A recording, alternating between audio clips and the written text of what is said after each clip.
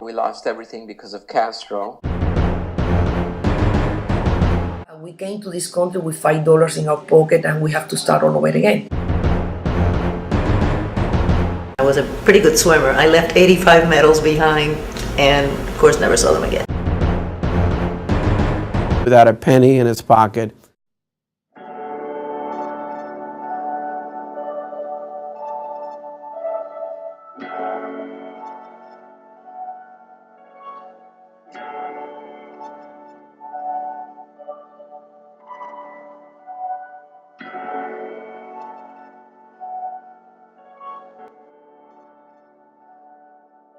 In the 1960s, the violence in Cuba was widespread. The revolt against dictator Fulgencio Batista was picking up momentum. Children growing up in this time period did not know a world without war and conflict. Carlos Segura, a child growing up in this time period, remembers Fidel Castro coming to his house and threatening his family. One day, Castro came to our house, and because my father didn't want to work for Castro, and he put a gun to my head and threatened to shoot me if my father didn't work for Castro. And my grandfather intervened and said, just leave us alone, take everything, and we won't have anything to do it. And Castro said, if you don't work for me, you don't work for anybody. The Segura family and other Cubans were forced to seek refuge. American freedoms attracted Cuban refugees that had just fled Fidel Castro and his movement. America posed as a land full of many opportunities. 120,000 Cubans arrived as refugees in the United States between 1959 and 1962. Because of the new Cuban refugee program authorized by John F. Kennedy in 1961, Carlos Segura and his immediate family were able to migrate to the United States. When the Seguros were finally able to move in 1965, they were provided financial assistance, health care, educational loans, resettlement, and care of children. In 1966, Congress passed the Cuban Adjustment Act, CAA, which allowed Cubans to become lawful permanent residents after being physically present in the United States for at least 1 year. Many Cuban immigrants took advantage of this act. This act led Cubans to an easier path to U.S. citizenship. Unfortunately, life in America wasn't what the refugees had imagined.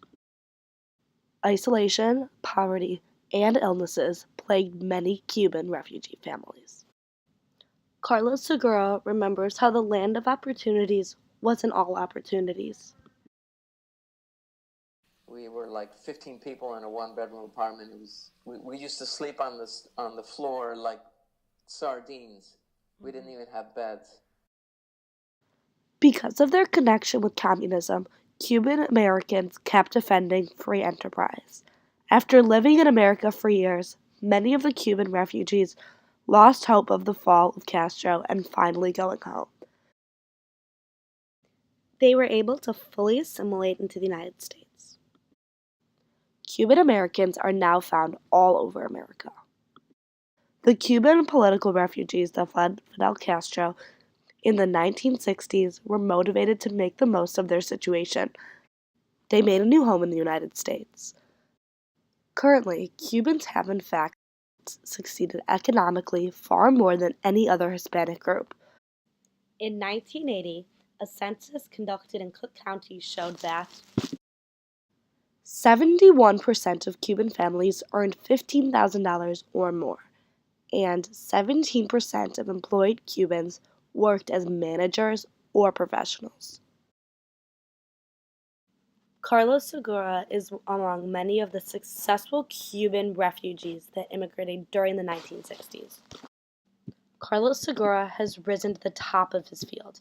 He was named one of the 21st century's top 100 best designers. Carlos's family always knew he had an artistic talent. Even when he was only a little boy in Cuba, Carlos has always had a connection to graphic design. I remember as a little boy looking at that logo, the Reader's Digest with the little lion, and I remember feeling something. and at the time I didn't know that's what it was. But I remember feeling the same thing when we landed in Miami after we came from Cuba, and someone gave me a can of Coke, and I remember looking at the logo and I thought, oh, that's cool. And I think maybe it was in me all along, and these little showcases of life kind of brought it out. But I have to credit those things as maybe the drops of water that made the seed grow.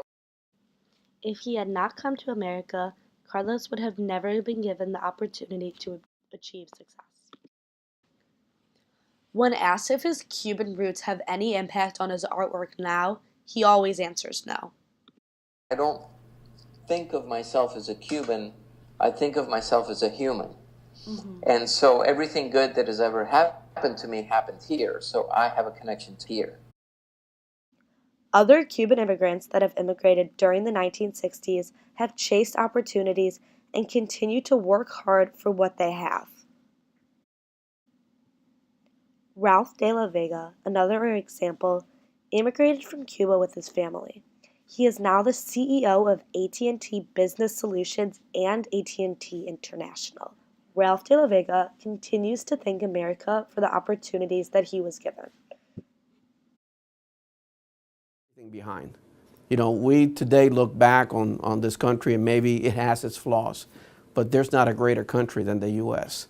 And it proves time and time again that freedom and opportunity, and here I'm talking to you as the CEO of AT&T Mobility, a company that has 80 million customers. It has to be a great country to allow that kid to grow up and assume a role like this. Roberto Perez, another Cuban political refugee, came to Cuba in 1961. He came to escape the communism in Cuba. In America, he worked hard to make economic opportunities for his children.